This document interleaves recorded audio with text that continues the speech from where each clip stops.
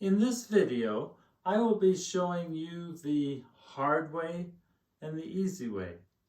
The hard way is to use the quadratic formula and from there try to figure out what your graph will look like. It is not easy, you'll see. And then I'm going to show you the easy way, which, if you know me, is going to involve completing the square. So, here we go with this one.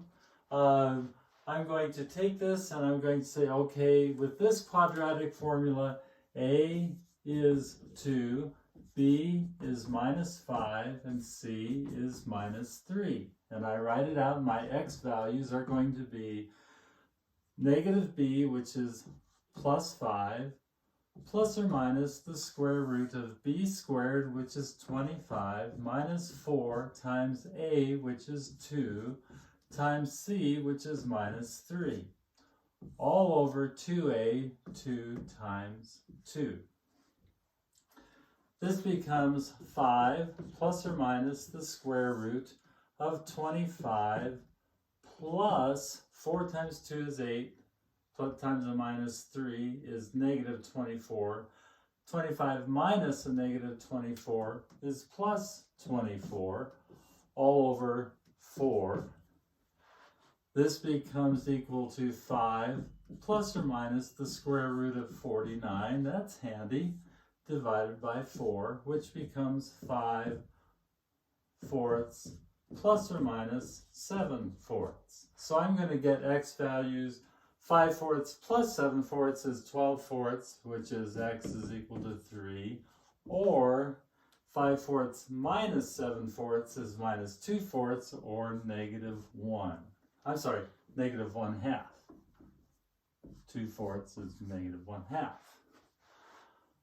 So those are the two places where my graph crosses the x-axis, at 3 and at minus 1/2. Now my axis of symmetry is simply going to be between these two numbers. 5 fourths plus or minus 7 fourths. I hope you can tell that if I add 7 fourths on one side and subtract 7 fourths on the other side, that this number right here is going to be in the middle. And sure enough, you have also probably seen how people will use minus b over 2a to get this number. And certainly minus b over 2a is this number. So yes, that tells me where my axis of symmetry is at 5 fourths, which is right there.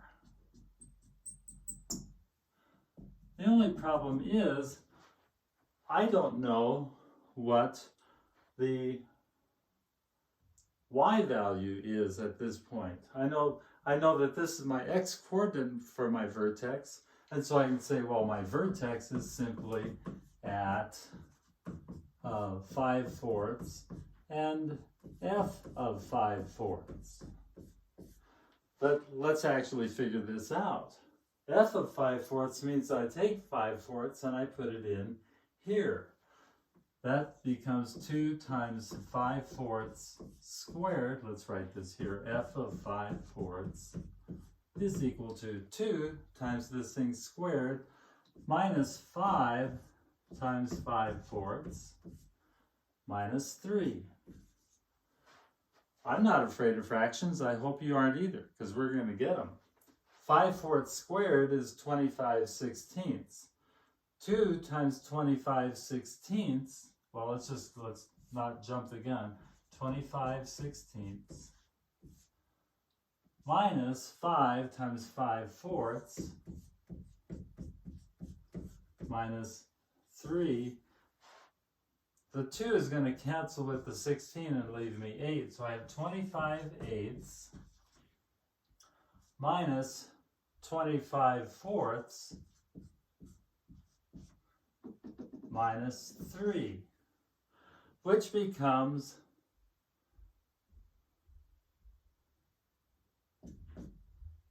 25, let's just put everything over 8, 25 minus 50, and then minus 3 is going to be minus 24.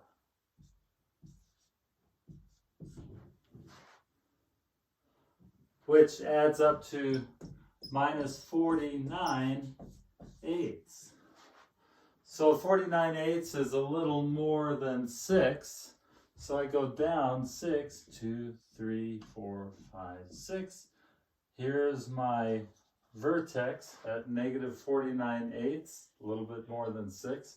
And I can finally draw my parabola.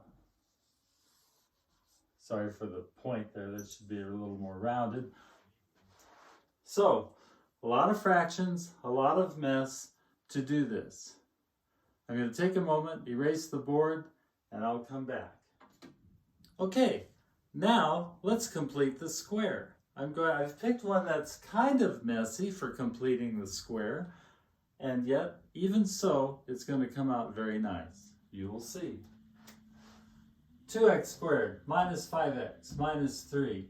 I'm going to factor out the 2 and write this as 2 times x squared minus 5/2 x. Leave a little bit of a space and then subtract 3.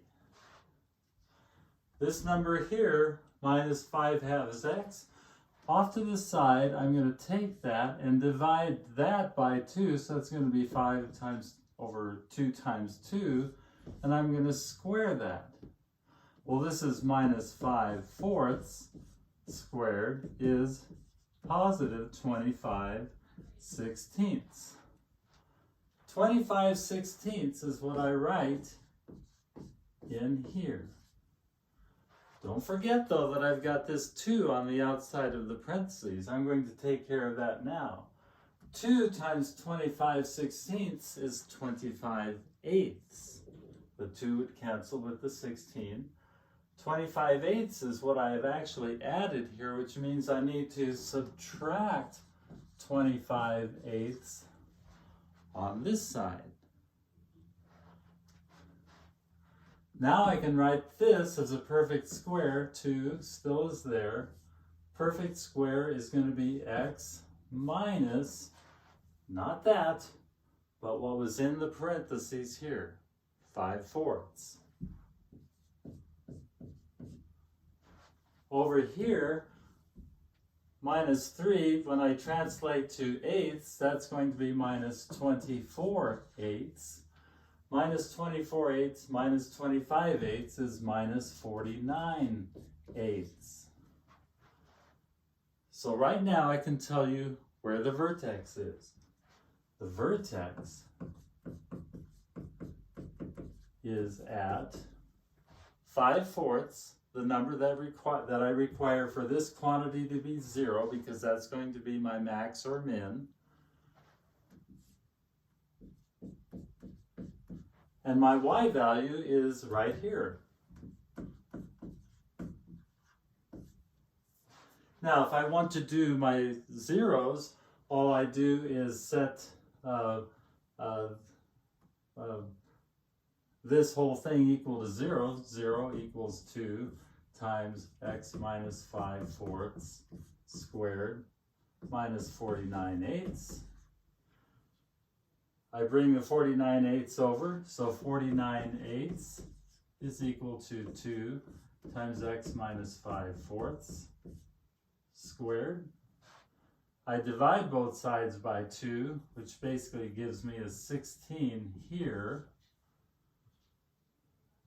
I then take the square root of both sides, so I have x minus 5/4 is equal to this plus or minus the square root of 7/4, which should look familiar to you.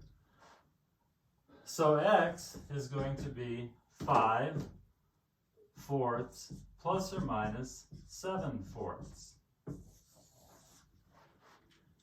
A very easy calculation from my standard form of the quadratic equation. So in all of this, I jumped right away to my vertex. I know my axis of symmetry. I also know my minimum value of this function, so I know what my range is.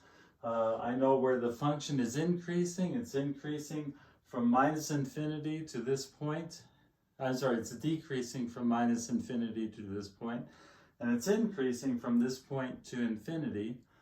I know all of these things from a fairly simple calculation called completing the square.